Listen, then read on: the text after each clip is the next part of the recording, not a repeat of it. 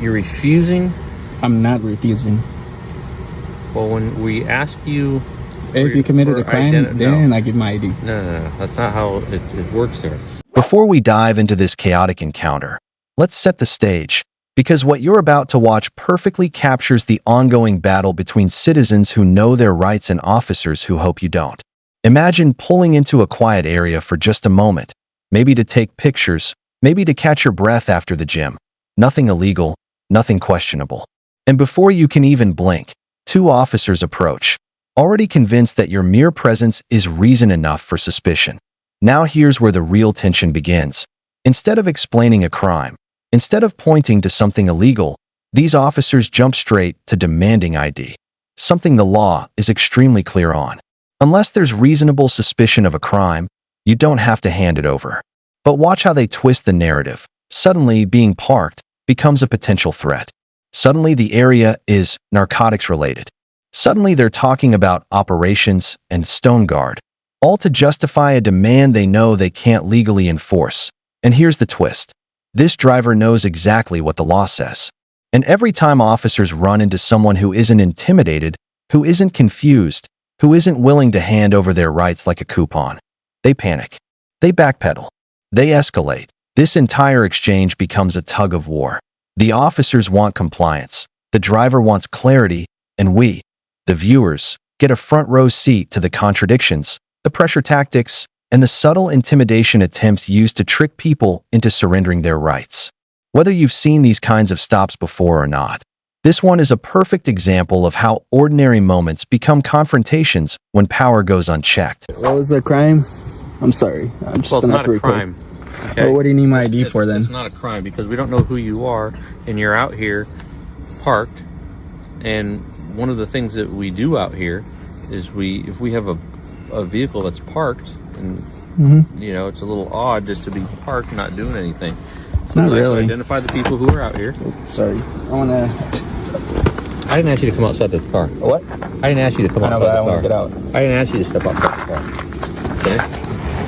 All right, what do you want? We have to kind of go about this the right way. You just can't jump out of cars when you're on a police contact. Yeah, I literally just parked here about a minute ago, and I can even show you on my dash cam. Okay, well, we need to see your ID so we can identify you. I'm not giving my ID, dude. You're not going to give us your ID? No. Really?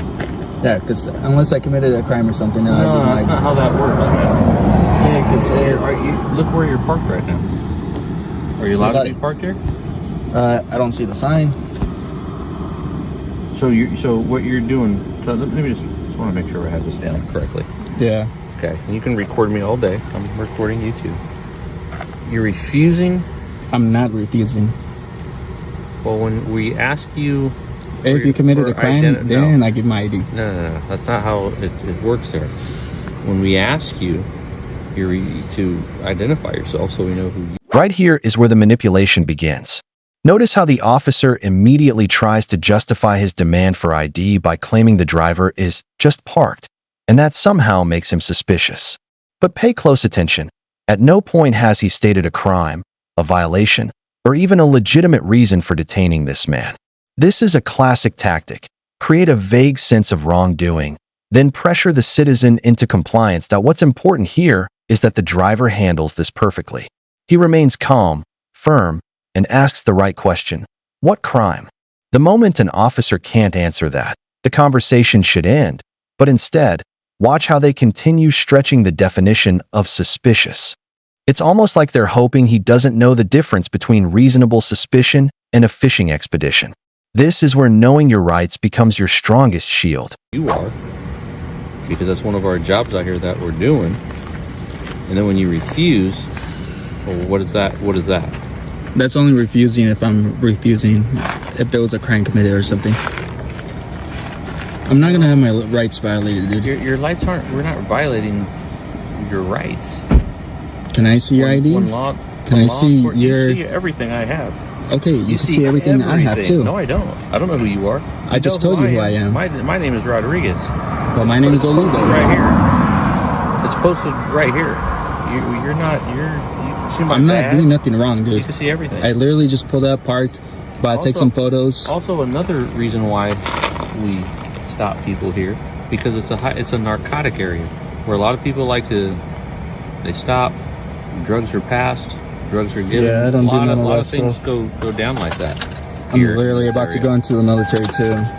That's why. Well, that's why when we ask you, you know, who you are, we eliminate these things very, very simply. So so what you're telling me is you're refusing to give us. I'm not your refusing unless there was a crime committed. Name. Okay. So you said your name is what? Miguel. Miguel what? I'm not giving you my last name, dude. Okay. I'm not about to violate my rights. Here's where the officer's narrative starts falling apart. The driver reminds him, correctly, that he never asked them to approach or step out of their cruiser.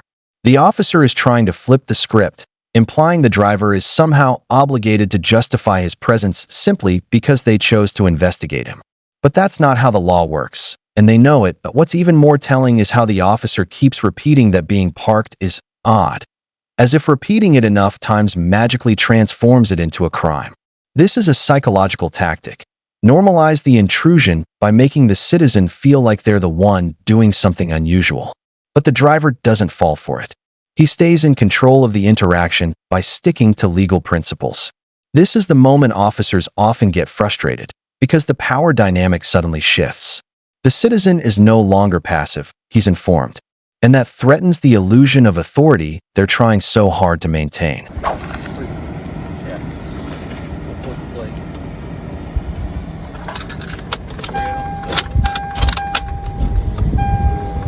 I have nothing in here besides camera gear.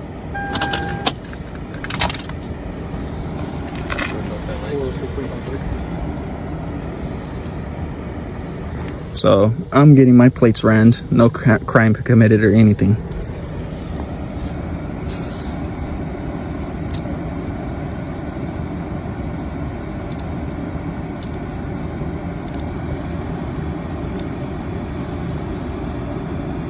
I run into Border Patrol every day here. Never had an issue. I'm not Border Patrol. Yeah, but I'm just letting you know because Okay. they're law enforcement as well. They're federal. That's the police. They're federal. We're not Border Patrol. I'm not saying you're Border You're Patrol. refusing to identify yourself, dude. That's a problem. No, I'm not.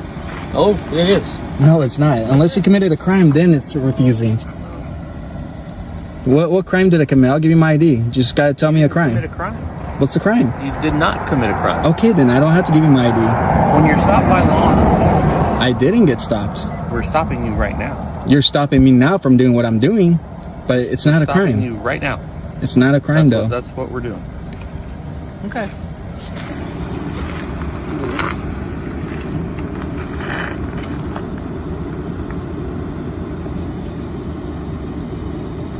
This exchange is crucial because it shows the officer's disbelief when someone actually knows the law. That really, he throws in, is less about confusion and more about frustration. Officers are used to people complying automatically, even when they're not legally required to. The driver's refusal is completely lawful, yet the officer's tone suggests that noncompliance itself is suspicious behavior. Notice how the officer never explains what legal standard he's operating under.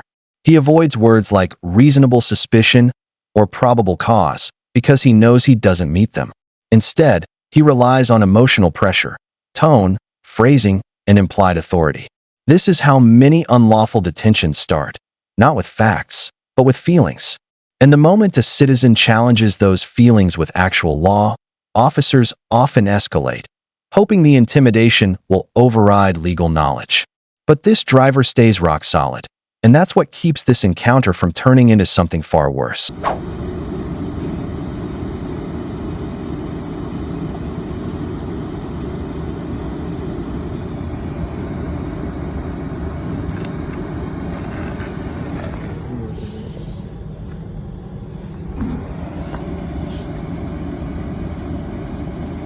The thing called reasonable suspicion. Have you heard of that? What's the suspicion then? Have you heard of that? What's the suspicion? You're parked here, just parked, doing nothing. What's suspicious about it? It's not illegal.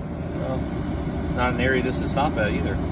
A lot of people stop here and go hike, run, and everything. I just got out the gym, came here, parked, ready to start taking some photos. To identify yourself. That's the other problem. Okay, you're refusing to identify yourself. But now you're telling me it's suspicious, but suspicious is not a crime still. Suspicious circumstances, dude. It's not a crime though. Fun.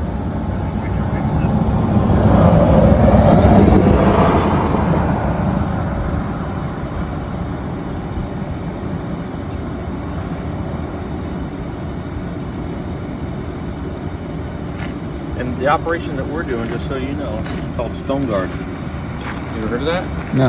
Okay, well, Stone Guard means that that's what we do. People stop on the side of the road, not doing anything. You're saying you're taking pictures, but yet I don't see you taking pictures. I literally just parked. Okay. This moment is a perfect demonstration of how officers twist language to control the narrative. The driver is legally asserting his rights, but the officer keeps labeling it as refusing, hoping to make it sound like a violation. In reality, recording police, refusing unlawful commands, and asking clarifying questions are all protected behaviors. Also notice how quickly. You know, I hear what you're telling me. I've been... What's up? Yeah, I just bought a house there. Literally about 3 months ago. I'm not challenging, dude. No, that's okay. Okay, I see that. But it's very simple when, you know, you probably don't... I just won't give you my ID because I already been harassed by Coronado police when I pull up to just take photos. How are they harassing you? I'm not saying you're harassing me. I'm just saying I've been harassed. Okay. You know, I can't speak for them. You can't speak for them. You can't speak for others. For It just... I can only speak for me. Okay, this is just me. I won't give up my ID. Just like you can only speak for you. Yeah. We already know who you are. And that's fine. Things can be very much more simpler. Yeah, it would have been simple, but I've been... Simple. Hey, look, this is who I am. Okay, hey, no problem, dude. That's why I shook your hand, told you who I was. Shaking hands don't mean anything. Yeah. I don't go and meet a random girl on the street and tell her, here's my ID. This is who I am. This isn't a dating experience, buddy. That's okay. We're not talking about meeting a girl. Okay, then I'm not going to give you my ID. This That's is more the of a thing. law enforcement thing. But we already know who you are. We already got him. All right. That's cool. And where's your guys' apartment? Is it the one all the way on 3rd? Yeah. Okay, perfect. 315 4th. All right, I'm going to head down there actually and make a complaint. You too, man.